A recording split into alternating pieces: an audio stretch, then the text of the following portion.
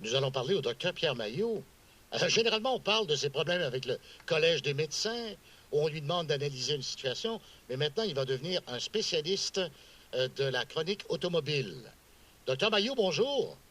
C'est pas vrai ce que tu viens de dire. Pourquoi?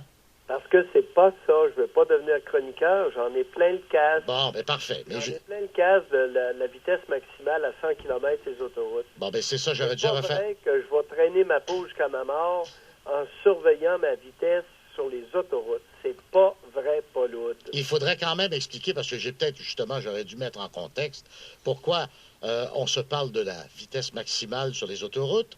C'est que vous contestez une contravention que vous avez eue sur l'autoroute 40. Oui, à 128 km à l'heure. 128. Et ça me met en maudit. Parce que là, moi, j'en ai plein de casse à l'âge que j'ai, à 63 ans, de me faire surveiller comme un gamin. Sais-tu de mes maudites affaires si je décide de rouler à 120, 130 ou 140 sur une autoroute? Tout ce que la police devrait surveiller, là, ce sont les conduites dangereuses. Est-ce que je conduisais dangereusement? Est-ce que mes facultés étaient affaiblies? Ben là, on ne peut pas le savoir de l'extérieur. Bon, ben c'est ça que le procès va mettre en évidence. Vous auriez pu être un chauffeur qui allait à 128 km/h avec faculté affaiblie. J'aurais dû. Alors là, la policière qui m'a arrêté, elle témoignera de ce qu'elle a observé devant monsieur le juge. Ouais. Et moi, je vais plaider à l'effet que 100 km à l'heure, monsieur Hood, sur une autoroute par beau temps, c'est une limite dangereuse. Qui plus est, par beau temps, convient au moins avec moi que le minimum de 60 km à l'heure, le minimum de 60 km à l'heure par beau temps sur une autoroute, ça peut être dangereux. C'est idiot. Ce n'est même plus dangereux. C'est imbécile. Comme j'ai dit dans l'article, c'est un imbécile. C'est une petite maudite personne idiote qui a décidé ça à un moment donné dans l'histoire du Québec. Je ne sais pas quel innocent qui a décidé ça, mais ça prend un maudit cave. Mais, docteur Mailloux, toutes les études, la table de concertation, évidemment, sur la sécurité routière, encore aujourd'hui un rapport, nous disent que le véritable fléau dans la mort, en particulier des jeunes conducteurs, c'est justement la vitesse qui doit être mise en cause. Sur quel type de route? Sur des types de routes souvent secondaires, vous avez raison. Ah bon? Mais Vous êtes bien renseigné. Attendez, il arrive souvent que sur l'autoroute également, il y en a certains qui décident qu'il n'y en a pas de limite et qui vont rouler à près de 200 km/h. Est-ce qu'ils ont une conduite dangereuse? Ça dépend. Surface avec quel genre de trafic? On ne peut pas le savoir. Les polices surveilleront ça.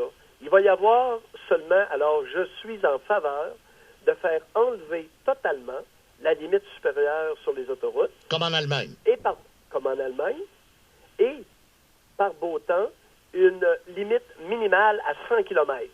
Alors, quelqu'un qui n'est pas capable de rouler à 100 sur une autoroute par beau temps, qu'est-ce qu'il fait là? On va en perdre. Alors là, il va mettre ses flasheurs d'urgence, puis s'il y a un policier qui le voit, il va aller s'informer c'est quoi son problème.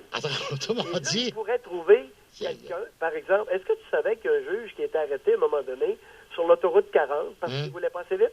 Non. Il était en état d'ébriété. Ah, ben ce juge-là, oui, dont on a parlé. Ben oui. Ouais. Comprends-tu mon point? Sur les autobahns. Écoute, on retient pas Pierre... ça. Paul Hood, j'ai failli être tué par un cave, OK, qui respectait la limite de vitesse, qui était attaché, mais le sacrement, il dormait au volant. Et il roulait à peu près à combien? Il respectait la limite. Les policiers m'ont assuré, il roulait à 50 km à l'heure. Il roulait pas vite. Pierre, sur les autoroutes allemandes, les Autobahn, pour avoir roulé dessus, c'est formidable, c'est comme une table de billard. C'est-à-dire que la surface est parfaite, et les conditions de route, en général, ne sont pas glacées, ou en fait, ça n'arrive pas souvent. Et par section, on va flasher une vitesse limite s'il y a, par exemple, du brouillard, de la pluie.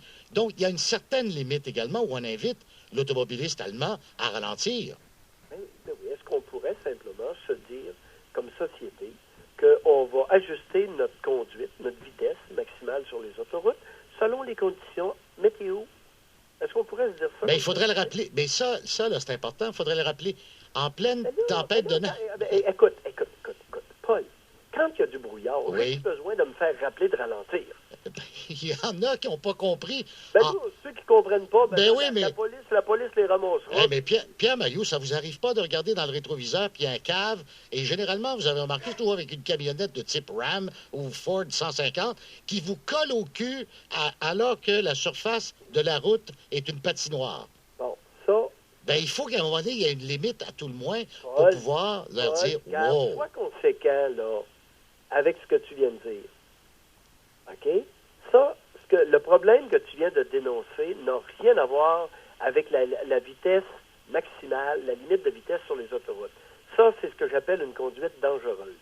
Alors, les flics, ils se mettront sur le bord de la route, puis quand ils voient une affaire comme ça, ils partent après et disent « Monsieur, vous avez eu une conduite dangereuse.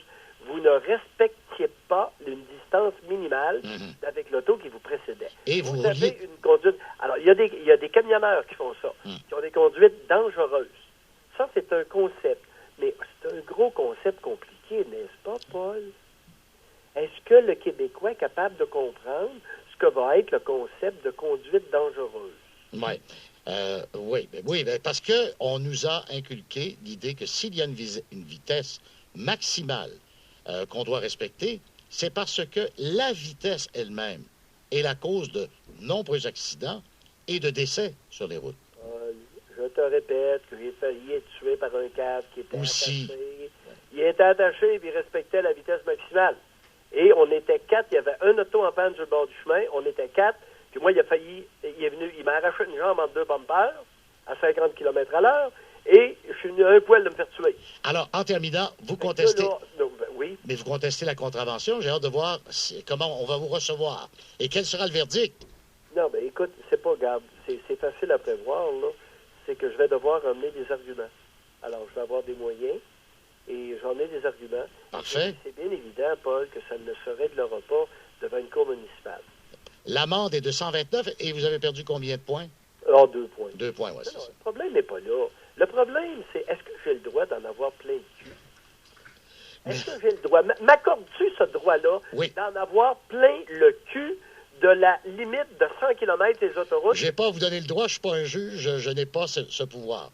M'accordes-tu au moins cette... Mais au moins, il y a une réflexion peut-être à faire. Merci, Paul. Au revoir. Pierre Mailloux va contester sa contravention. Il roulait à 128 km/h, bien sûr.